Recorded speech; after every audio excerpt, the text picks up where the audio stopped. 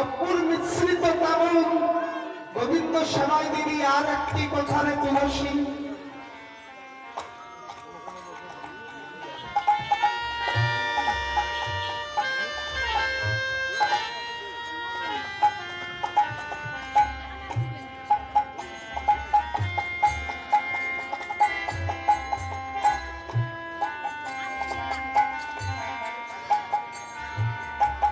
আমি গোবিন্দের জন্য একলা বিনা সুতের মালা গেঁথেছি।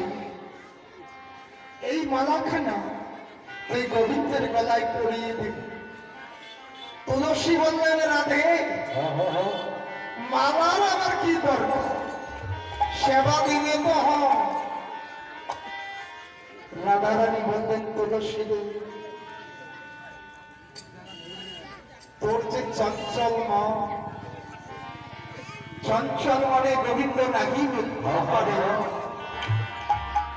তোর চঞ্চল মন নিলে তুই গোবিন্দ পথে গেলে পথ ভুলে যাবি, ভুল পথে চলে যাবি। ওখানে গিয়ে যদি গোবিন্দের দেখা না পাস, মালা জপ করবি। মালা জপ করলে চঞ্চল মন শান্ত হয়। বাবা গো,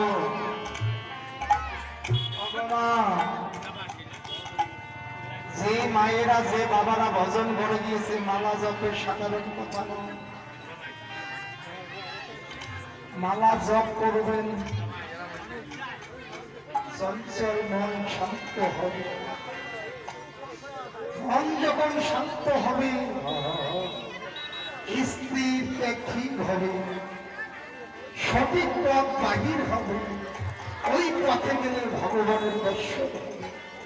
তাই আজ মালাখানা হাতে দিয়ে তুলসীকে বললেন, তুলসী যদি পথ ভুলে যাস, মালাখানা জপ করি। তাই এবার মালা এইবার কর্পূর, ওই যে কর্পূর